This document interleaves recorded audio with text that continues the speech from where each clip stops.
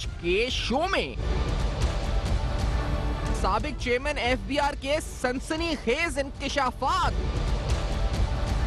پاکستان کی طاقتور ترین ٹیکس چور مافیا بے نقاب۔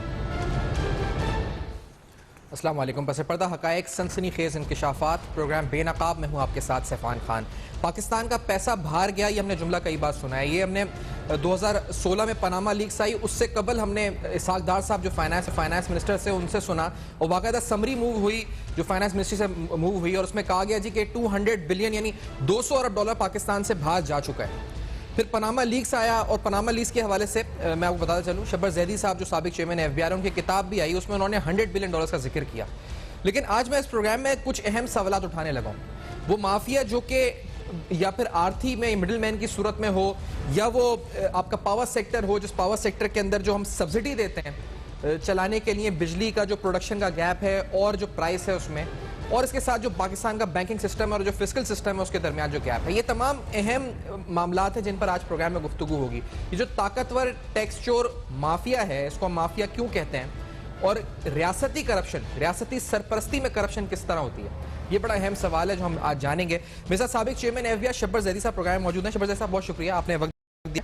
سر، یہ آپ نے 100 بلین ڈالرز کا اسٹیمیٹ دیا تھا، اسحاق ڈار صاحب کی جو منسٹری کی سمری تھی، that was around 200 billion dollars, اور پھر جو پیسہ آپ نے ایک کالم لکھا، آپ نے لکھا کہ دس از اسٹیٹ اسپانسرڈ کرپشن، اور اس کی 2 سیریز تھی، میرے سامنے 26 نومبر کا۔ یہ آپ نے کیوں لکھا کہ یہ اسٹیٹ اسپانسرڈ کرپشن تھی؟ کیا ریاست نے سرپرستی کی تھی اس کرپشن کی؟ دیکھیں سیفان صاحب، آپ کا شکریہ کہ آپ نے مجھے بلایا، کیونکہ میری بات تو اب اتنی زیادہ ریلیونٹ اس لیے نہیں ہے کہ میں وہ جگہ چھوڑ چکا ہوں جہاں پہ میں ٹیکس کی ریفارم میں پریکٹیکل حصہ کر سکتا تھا، مگر میں آج آپ کیونکہ میرے بھائی کی طرح ہیں اور آپ سے میرے بڑے پرانے تعلقات ہیں، تو میں آپ کو ذرا تھوڑا سا ماضی میں لے جانا چاہتا ہوں۔ دیکھیں، میری تو کوئی حیثیت نہیں ہے، میں تو ان کے غلاموں کے برابر بھی نہیں ہوں، مگر حضرت علی علیہ السلام نے جب اپنی حکومت سنبھالی تو اس کے بعد لوگوں نے ان پہ بڑے اعتراضات کیے کہ یہ کیوں نہیں کیا، اور یہ کیوں نہیں کیا، اور یہ کیوں نہیں کیا۔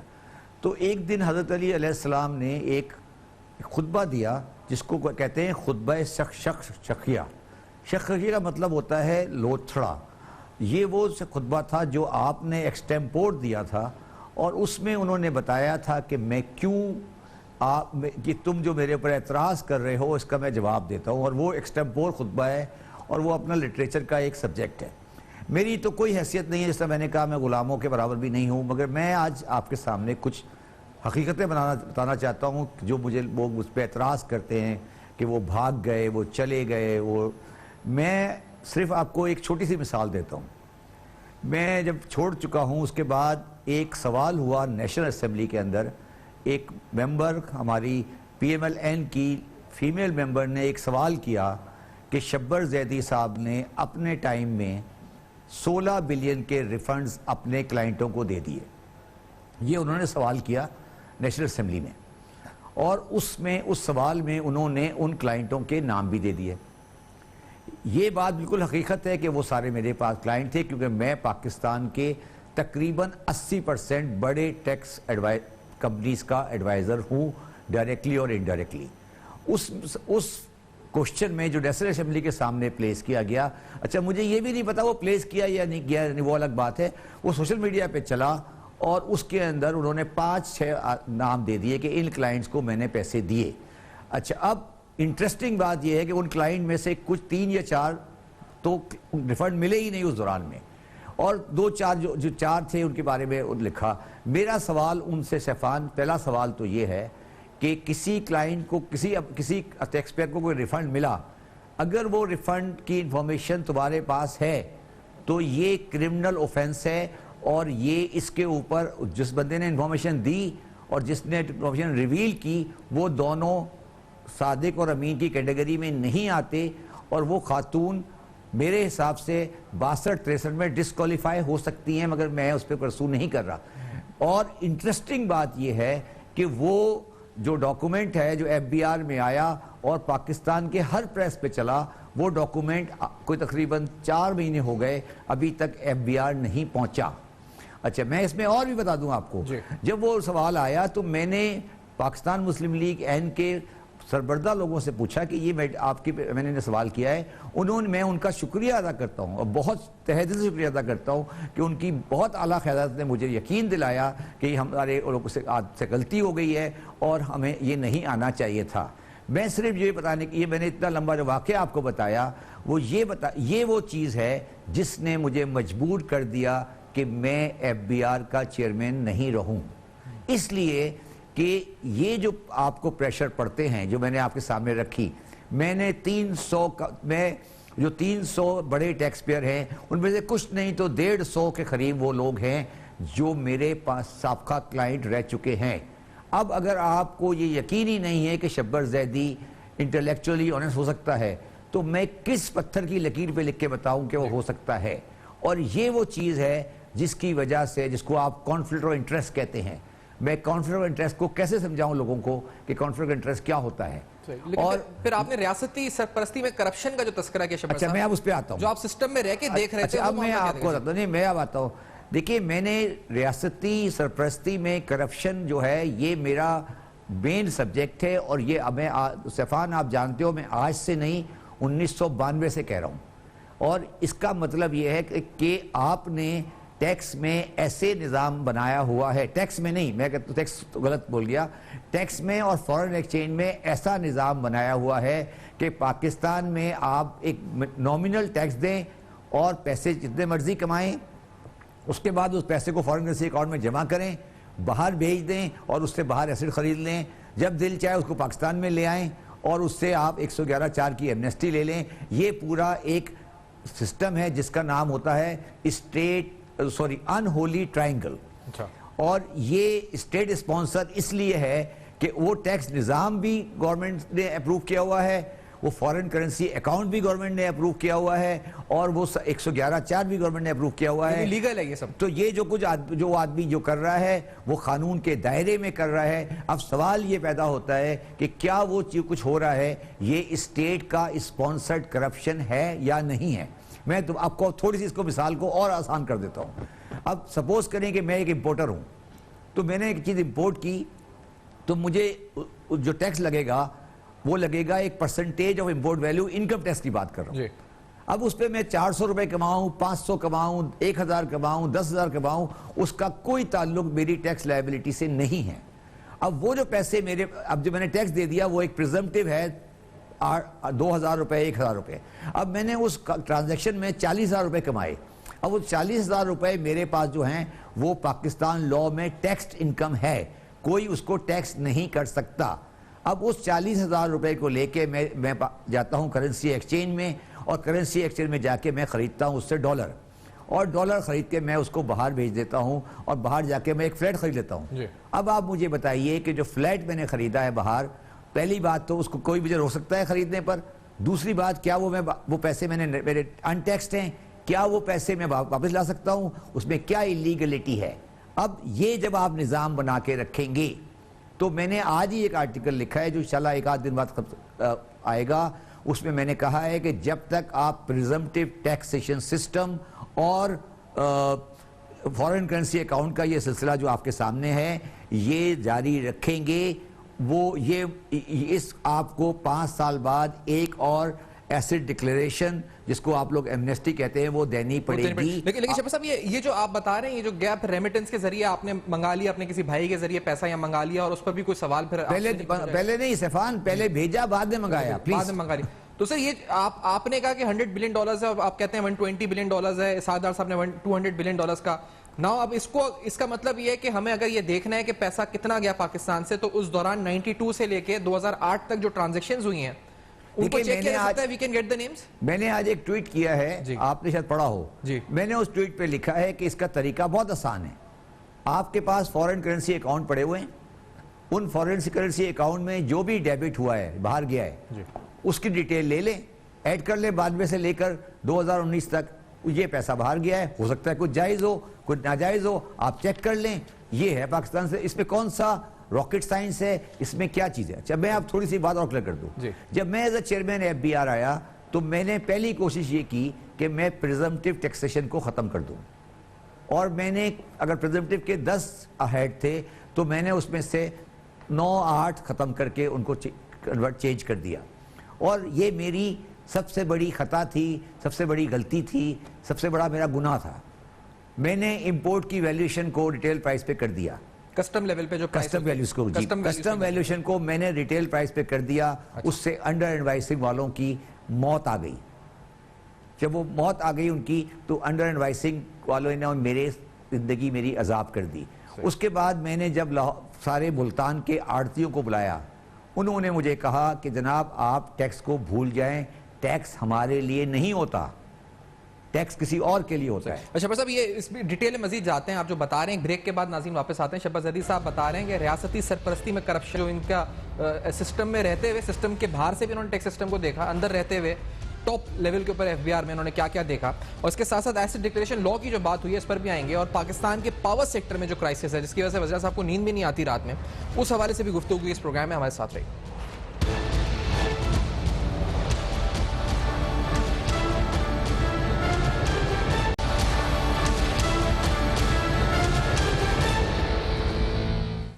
Welcome back. آپ دیکھ رہے ہیں بے نقاب, اور آج بے نقاب میں ہم اہم ترین سوالات اٹھا رہے ہیں. پاکستان کے ٹیکس نظام کے حوالے سے وزیر عمران خان صاحب 1-2 دن قبل بھی گفتگو کر رہے تھے, تو انہوں نے کچھ نمبرز بھی بتایا, اور وہ کتنا اس کو سیریسلی اس پر سوچ رہے ہیں, ان کو ریفارم ہو بھی سکتا ہے یا نہیں, یہ بھی سوال اٹھائیں گے. لیکن سنتے ہیں کیا کہا تھا وزیر صاحب. آپ کو میں شاکنگ فگرز یہ دوں کہ ہمارے 22 کروڑ لوگوں میں سے صرف 20 لاکھ لوگ ٹیکس دیتے ہیں, دنیا میں سب سے کم ٹیکس.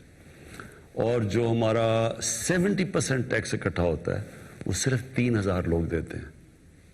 سو 22 کروڑ لوگوں میں سے 3,000 لوگ 70% ٹیکس دیتے ہیں. ہمارے ملک میں اس وقت 3.5 کروڑ لوگ ہیں جن کے پاس گاڑیاں ہیں, جن کے پاس گھر ہیں, لیکن کوئی ٹیکس نہیں دیتے. ویسے بہت سے بزنسز ہیں, جیسے مساج پارلرز ہیں, بیوٹی پارلرز ہیں, جو ایک دلہن کو تیار کرنے کے لاکھوں روپے لیتے ہیں. مساج پارلرز ہیں, آپ رسیدیں دیکھیں اس وقت ان کی لکھتے بھی ہیں کہ ٹیکس دے رہے ہیں.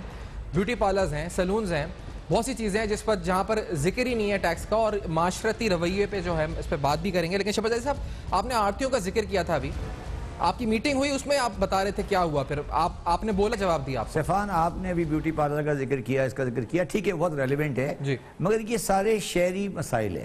ایگزیکٹلی. آپ مجھے بتائیں کہ پاکستان کی اکنومی میں ایگریکلچر کا حصہ تقریباً 40% تو ہوگا. آپ مرغی, انڈا, دالیں, گوشت, چاول, گنا, یہ سب چیزیں کھاتے پیتے ہیں نا جی. پاکستان کے عوام پھل, سبزی, روزانہ مرغی سب ہوتا ہے نا جی. آپ مجھے بتا دیں, پاکستان کی 40%, جو تقریباً 40 سے زیادہ فیصد جو اکنومی ہے جو ایگریکلچر ریلیٹڈ ہے, میں کاشتکار کی بات نہیں کر رہا ہوں, میں بات کر رہا ہوں کاشتکار کی قیمت میں اور میری قیمت کے درمیان جو مڈل مین ہے, جس کو میں آڑتی بولتا ہوں, اس نے اگر پاکستان میں 1 پیسہ ٹیکس دیا ہو, تو 1 پیسہ کا مطلب یہ ہے کہ نہیں دینے کے برابر ہے, تو پھر آپ مجھے میرے گلے پہ چھری پھیر دیں. کمیشن پہ بھی ٹیکس نہیں, تو وہ کبھی آپ مجھے بتائیے نا کہ جو مرغی پاکستان میں پولٹری فارم پہ مرغیاں بک رہی ہیں لاکھوں, آپ سوچیں کبھی کہ روزانہ پاکستان میں کتنی کنزمپشن ہے چکن کی, کتنی کنزمپشن ہے دالوں کی, کتنی کنزمپشن ہے گوشت کی, کتنی کنزمپشن ہے دودھ کی, کتنی کنزمپشن ہے. کیا اس پورے ٹریڈ کے اوپر 1 پیسے کا ٹیکس آتا ہے؟ اگر آتا بھی ہے تو نومینل ٹیکس آتا ہے. تو یہ جو کہانی ہے نا, یہ بہت دردناک ہے. اور جب آڑتیوں کو میں نے بلایا, انہوں نے مجھے کہا کہ میں نے اس پہ بار بار, میں آپ کو پہلے بھی انٹرویو میں نے کہا ہے, انہوں نے مجھے بڑے تمیز سے کہا کہ شاہ جی تاڑے بسدا روگ نہیں ہے, تسی اینو چھڑ دیو. تو انہوں نے مجھے یہ نہیں کوئی انہوں نے مجھے دھمکی نہیں دی, انہوں نے کہا آپ کچھ بھی کر لیں ہم 1 پیسہ ٹیکس نہیں دیں گے. What is the source of their financial muscle Shahbaz عدیل صاحب؟ ان کی پرچیزنگ پاور کیا ہے, کہاں سے پیسہ آ رہا ہے ان کی پرچیزنگ پاور؟ وہ تمام کرپشن کا پیسہ ہے. اگر آپ اس وقت منڈی چلے جائیں, کسی منڈی پہ چلے جائیں, اور اس منڈی میں آج کے زمانے میں سپوز کیلا ہے یا پیاز ہے یا آلو ہے یا ٹماٹر ہے, وہ آپ کو اگر جو پیریشیبل نہیں ہے بلکہ پیریشیبل بھی ہے, وہ اس کاشتکار سے کسی بندے نے ایڈوانس میں خرید کے رکھا ہوگا, اور وہ ایڈوانس جو اس نے پیسہ دیا ہے اس پر وہ ایک 1% پر منتھ کے حساب سے سود بھی لیتا ہے پٹھانوں والا, اور ہم کہتے ہیں ہم اسلامک بینکنگ کا ملک ہے. وہ 1% سود لیتا ہے اور اس کے ساتھ وہ کہتا ہے کہ یہ مرابحہ ہو رہی ہے, وہ کہیں سے فتویٰ بھی لے آتا ہے, اور وہ پیسہ جو پڑا ہے مارکیٹ میں وہ سب پیسہ اس کرپشن کا ہے جو ہمارے مختلف اداروں میں کرپشن ہوتی ہے, ان کا پارکنگ لاٹ ہے. یہ بات میں آج پبلکلی کہہ رہا ہوں, اگر کسی کو اس پہ اتفاق نہیں ہے تو پاکستان کی کسی بھی بڑی مارکیٹ میں جا کر یہ دیکھ لے کہ سورس آف فائنینسنگ کیا ہے اور کون دے رہا ہے, مارکیٹ میں کتنا کیش اویلیبل ہے, کتنا کیش کسی کے پاس ہے. جو میں بار بار ایک بات کہتا ہوں کہ 5000 کا نوٹ بند کر دو. سیفان, میں نے ایک انٹرویو میں کہا کہ 5000 کا نوٹ بند کر دو کامران خان صاحب کے انٹرویو میں, تو مجھے کوئی 15 ٹیلی فون آئے بہت ہی عزت دار لوگوں کے کہ سبر صاحب پلیز 5000 کا نوٹ بند نہیں کریں, پرانے والے کو رہنے دیں, آگے والے آگے سے کر دیں. تو میرا مقصد یہ کہ میرے لیے سیفان یہ سب چیزیں بالکل اس طرح رکھی ہیں جس طرح آپ کے سامنے یہ کیمرہ رکھا ہوا ہے, اور سب کو پتا ہے, میں میری اپنی بات نہیں کر رہا, یہ سب کو پتا ہے. میں آپ سے پوچھ رہا ہوں نا, آپ اتنے عرصے سے پروگرام کرتے ہیں فائنینشل سیکٹر پہ, مجھے بتائیے نا, یہ میں نے آپ کو بتایا ہے کہ آپ کو بتایا آٹا, دال, چینی, گوشت, سبزی, اس میں کتنے لوگ, اچھا یہ مجھے بتا دیں, اچھا یہاں بھی لوگ آپ کو کنفیوز کریں گے, آپ مجھے بتائیں کہ پاکستان میں چینی کی کتنی ملیں ہیں, اور مجھے یہ بتائیں کہ چینی کے ڈیلر کتنے ہیں. ایگزیکٹلی, میں آپ کو یقین سے کہہ سکتا ہوں کہ چینی کے ڈیلر کم ہیں اور ملیں زیادہ ہیں. تو اس میں کیا ڈاکیومنٹڈ سیکٹر کو لے کے آ جائیں شبر صاحب؟ نہیں دیکھیں, بات یہ ہے نا کہ نہیں, میں کسی کو کچھ 20 سال کی ایگزیمشن دے کے آپ نے کسی کو کچھ لے کے نہیں آئے سیفان صاحب, کسی کو کچھ لے کے نہیں آئے, صرف آپ لوگوں کے سامنے حقائق رکھ دیں بس. پاکستان کی عوام باشعور عوام ہے, آپ یہ حقائق سامنے رکھ دیں. میں نے اس ٹی وی پر آ کے کہا تھا کہ لاہور کی ساری مارکیٹوں کا ٹیکس کراچی کی لالو کھیت مارکیٹ سے کم ہے. یہ فیکٹ کس کے سامنے ہے, لائیں سامنے. جو چیمبرز پاکستان کے ٹیکسیشن دیتے ہیں, مجھے ہو سکتا ہے میری بات غلط ہو, آئیں سامنے بتائیں مجھے کہ کیا تمام مارکیٹوں کا ٹیکس, اسلام آباد کی ساری مارکیٹوں کا ٹیکس ملا کے کراچی کی لالو کھیت مارکیٹ سے کم ہے.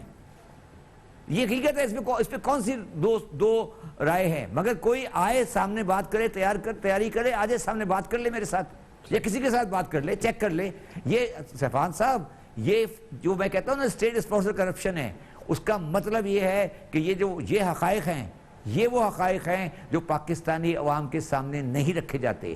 مگر میں پھر آپ کو کہہ رہا ہوں, اور میں لوگ کہتے ہیں کہ وہ آپ ان کی تعریف کر رہے ہیں, مگر میں آپ کو یقین سے دلاتا ہوں کہ پاکستان میں عمران خان جس طرح سے ٹیکس ان میٹرز کے اوپر سیریس ہیں, میں نے کم پرائم منسٹر دیکھے ہیں. باتیں کرنا الگ ہوتا ہے مگر چیزوں کو اچھا شبیر صاحب, یہ جو آپ نے ابھی ذکر کیا جو ایسٹ ڈکلیریشن لا پہ, اس کو ابھی ہم شروع میں کر رہے تھے, آپ نے کہا جس طرح پیسہ یہاں سے گیا پھر اس کے لیے آپ ایسٹ ڈکلیریشن لا ہے, اس وقت بھی آپ نے کہا کہ مقصد ٹیکس نہیں ہے, اس وقت ٹیکسز لینا نہیں ہے, مقصد اس وقت جو ہے کہ جو بینیفیشل اونرشپ ہے اس کی ڈسکلوزر ہو جائے. جی لیکن سر جیسے بھارت میں آیا ہے لا ایسٹ ڈکلیریشن, تو وہاں کا جو انکم ٹیکس اتھارٹیز تھی they acted in relation to that law, اور پاکستان میں تو لوگوں کو ہیرس کرنا پھر بھی شروع کر دیا. بھائی مسٹر سیفان, بھارت میں پریزمپٹیو لا نہیں ہے, وہاں فورن ایکسچینج کا اکاؤنٹ نہیں ہے, وہاں فورن ایکسچینج اکاؤنٹ کمپنی کا ہوتا ہے, یہاں فورن ایکسچینج اکاؤنٹ انڈیویجول کا ہے. آپ کو foreign currency protection of reform act کے بارے میں پتا ہے نا, 1992 میں آیا تھا. اس کا جو والد ماجد ہے وہ کون ہے, اس کا والد ماجد ہے ایف ای بی سی, اور ایف ای بی سی کا والد ماجد کون ہے, وہ ہے حدیبیہ کا کیس. آپ مجھ سے کیوں میرا منہ کھلوانا چاہتے ہیں؟ یہ پورا, میں پرٹیکولر فیملی کی بات نہیں کر رہا, یہ پورا ایف ای بی سی کا مافیا ہے, جنہوں نے پہلے ایف ای بی سی کی, وہ ان کو ہر 5-10 سال کے بعد ان کی کسی پرٹیکولر, میں خاندان کی بات نہیں کر رہا, میں بات کر رہا ہوں جنرلی ہمارے پاکستان کے کاروباری مافیا کو اور مختلف مافیاز کو, کچھ اچھے لوگ بھی موجود ہیں, ان میں ایک پرٹیکولر مافیا ہے جس کو ہر 5 سال کے بعد ایسا قانون چاہیے ہوتا ہے جو ان کی دولت کو صحیح کر دے, اور وہ پیسہ ہر آتا رہے گا. جو میں نے آج بھی آرٹیکل لکھا ہے کہ آپ آج کے بعد 5 سال بعد پھر ایک ایسٹ ڈکلیریشن لا لائیں گے, اس لیے کہ آپ نے پریزمپٹیو ٹیکس ختم نہیں کیا. میں نے جہاں تک کر سکتا تھا کیا, ایکسپورٹ کو میں ہاتھ نہیں ڈال سکا کیونکہ ایکسپورٹ جو تھی وہ میرے لیے مشکل تھی, اور ڈیویڈنڈ انکم جہاں تک میں کر سکتا تھا میں نے کر دیا. اور میں آج بھی آپ کو کہہ سکتا ہوں کہ پاکستان میں کوئی بندہ وہ کام نہیں کر سکتا تھا جو میں نے کر دیا, اور اس کا میں خمیازہ بھگت رہا ہوں آج. تو ایسا شہباز صاحب میں بریک کے بعد آؤں گا, تو کیونکہ میں نے ابھی جو رولز دکھائے تھے 22 دسمبر کو جو ایسٹ ڈکلیریشن کے حوالے سے, سوال میرا پریزنٹر سے ہٹ کر بھی تھا کہ وہ یہاں پر انکم ٹیکس اتھارٹی ابھی بھی لوگوں کو تنگ کر رہی تھی, اور دوسرا اہم بات ہم پاور سیکٹر پہ کرنے لگے ہیں, کیونکہ آپ سبسڈی کہتے ہیں سرکولر ڈیٹ کو, آپ ایسا کیوں کہتے ہیں؟ میں سوال پوچھوں گا آپ سے اس بریک کے بعد, ہمارے ساتھ رہیے.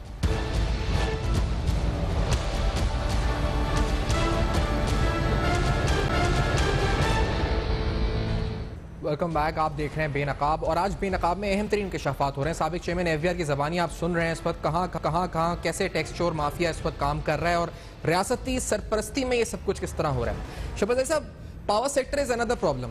اب آپ اس کو سبسڈی کیوں کہتے ہیں؟ پہلے تو کہ جو کاسٹ آف پروڈکشن اور پرائس آف انرجی ہے اس کا جو ڈفرنس ہے, اور یہ unbundling of financial statements, what do you mean by this? کہ آپ نے آج بھی لکھا ہی جگہ کہ اس کو انبنڈل ہونا چاہیے ڈسکوز کو, لائک کے الیکٹرک کے ساتھ غلط ہو رہا ہے. یہ آپ کا مقصد کیا ہے اس سے؟ دیکھیے, پہلی بات تو میں یہ بتانا چاہتا ہوں کہ پاکستان کا جو پاور اسٹرکچر کا پرائسنگ میکینزم ہے, کاسٹ آف پروڈکشن اور کاسٹ آف جو سیل ہے یا اس کی ریکوری جو ہے, اس میں میرے حساب سے کم از کم 1000 بلین کا شارٹ فال ہے, ڈفرنس ہے. یہ پیسہ کسی نہ کسی کو دینا ہے, کسٹمر سے ریکور نہیں ہوگا, کسی نے بیئر کرنا ہے. ہم اس کو 5, 6, 8 مہینے گھماتے ہیں سرکولر ڈیٹ کی شکل میں, پھر آخر میں بیٹھ جاتے ہیں اور بیٹھ کے آخر میں 100,000 بلین کا ہم دے دیتے ہیں. میں نے اس آرٹیکل میں بھی لکھا ہے کہ پاکستان کو اپنے بجٹ میں یہ آلریڈی اکاؤنٹ فار کرنا چاہیے کہ 1000 بلین ہم اگلے 5 سال تک دیتے رہیں گے. اس میں کوئی پریشانی کی بات نہیں ہے. اگر آپ کو یہ دینا ہے اور آپ اپفرنٹ نہیں کہتے دینا ہے, تو یہ آپ بلا وجہ سرکولر ڈیٹ پہ گھما کے اور آخر میں وہیں کے وہیں واپس آ کے آپ 1000 بلین دیتے ہیں. اچھا, یہ 1000 بلین جو ہم دیتے ہیں سیفان, اس میں جو ہمارا بجلی کی سیل پرائس ہے وہ ایشو ہے, وہ افورڈیبل نہیں ہے, اور جو ہمارے لاسز ہیں, جو ان ریکوریبل اماؤنٹ ہوتا ہے, وہ اس کو ہمیں اب نہیں آتا تو ہمیں ڈفرینشیل کو دینا پڑتا ہے. اور سب سے بڑی زیادتی کے کے ساتھ ہو رہی ہے, کیونکہ باقی تمام ڈسکوز کو رائٹ آف مل جاتے ہیں اور کے کو رائٹ آف نہیں ملتا, اس لیے کے جو ہے وہ الگ نظر آتی ہے اور کے کو ہم بیٹھ کے ٹارگٹ کرتے ہیں, پہلی بات. اور یہ ٹوٹلی غلط ہے. اب جو میں بات کر رہا ہوں انبنڈلنگ کی, اگر آپ کو یاد ہو تو پہلے ایک چیز ہوا کرتی, اس کا نام تھا وابڈا. جی اچھا, اب ہو گئی یہ PEPCO, C P P A, N T D C, DISCO, GENCO اور ڈسکو. یہ جو سارے اینیمل آپ نے کریٹ کیے ہیں, یہ سارے اینیمل کیا کر رہے ہیں؟ یہ سارے اینیمل ایکچولی وہی کر رہے ہیں جو وابڈا کرتی تھی, کیونکہ کوئی اینیمل ان میں سے on their own viable entity نہیں ہے. اب آپ ادھر کا کیس اس کو پہناتے ہیں, اس کی ٹوپی اس کو پہناتے ہیں, اس کی ٹوپی اس کو پہناتے ہیں. تو وابڈا انبنڈل صرف کتابوں میں ہوئی ہے, وابڈا انبنڈل نہیں ہوئی ہے ان سبسٹنس. اس لیے میں آج یہ پریڈکٹ کر رہا ہوں یہاں پر کہ پاکستان میں پاور سیکٹر میں کوئی پرائیویٹائزیشن نہیں ہو سکتی اگلے 5 سال تک. اس کو آپ بھول جائیں, یہ کلوز چیپٹر ہے. آپ کو یاد ہے ایک زمانے میں فیسکو کے آیا کرتے تھے کہ فیسکو پرائز ہو رہی ہے, میاں صاحب کے زمانے میں کہ ہاں جی اتنے آ رہی ہے, یہ لے رہا ہے اور وہ لے رہا ہے. یہ کچھ نہیں ہو سکتا, یہ ایک ریئلٹی ہے. اس کو آپ چاہنا لیکن پبلک پرائیویٹ مینجمنٹ سسٹم ہو, اگر دیکھیں یار سیفان, پبلک پرائیویٹ مینجمنٹ سسٹم جو کچھ بھی آپ اس کا نام دے دیں, بات یہ ہے کہ یار 1000 بلین تو دینا ہی ہے نا. کاسٹ آف پروڈکشن تو آپ کی زیادہ ہے اور کاسٹ آف ریکوری بہت کم ہے. اور شکر کریں کہ آپ کے پاس ہائیڈل کے 2 ڈیم ہیں, جس کی وجہ سے آپ کا ایوریج کاسٹ بہت کم آ گیا ہے. اگر یہ ہائیڈل کے ڈیم نہیں ہوتے تو آج آپ حشر دیکھتے پاکستان کا کیا ہوتا. اور دوسری بات, آپ نے 1974 کے بعد کوئی ڈیم نہیں بنایا ریزنیبل, تو اب آپ پاکستان کو ڈیزاسٹر کی طرف لے جا چکے ہیں. تو جو بندے کہتے ہیں نا بجلی کا مسئلہ حل کر دیا اور یہ کر دیا اور وہ کر دیا, یہ سب پاکستان کے لوگوں کو لال بتی دکھانے کے برابر ہے. 30 سال میں آپ نے بجلی کا کوئی مسئلہ حل نہیں کیا.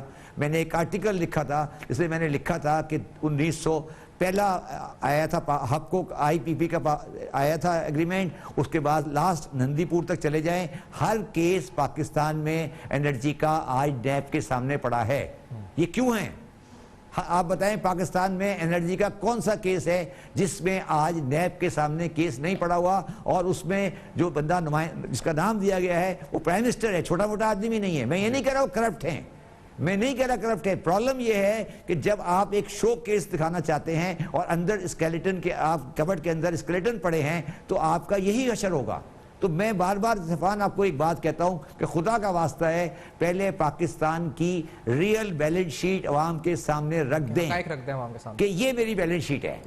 اب اس کے بعد دیکھیں گے فیصلہ خود عوام کر لے گی. صحیح ہے. میں ایک اور بڑا اہم سوال ہے شہباز صاحب, آفٹر دس بریک, اور لاسٹ سوال ہی ہوگا پروگرام کا, سسٹم اور جو فسکل سسٹم میں گیپ ہے, جو بینکنگ سسٹم ہے, وہ کس طرح اس پر فیسیلیٹیٹ کر رہا ہے منی لانڈرنگ کو اور ٹیکس ایویژن کو. اس بریک کے بعد جانیں گے. ہمارے ساتھ رہیے.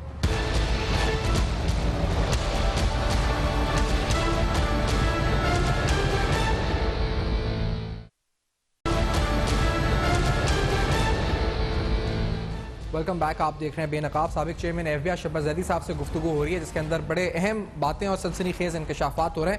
شہباز صاحب, یہ جو ابھی امیگریشن رولز کے حوالے سے میں نے 22 دسمبر کا S R O F B I نے ڈرافٹ مانگا تھا, تو میرا سوال اس وقت یہ تھا کہ ایسٹ ڈکلیریشن کے آپ لا تو لائے لیکن جو انکم ٹیکس اتھارٹیز تھیں وہ الائن نہیں تھی کیا اس سے, کیونکہ یہ ٹرسٹ ڈیفیسٹ آیا لوگوں میں. سفان آپ نے بہت امپورٹنٹ سوال کیا ہے.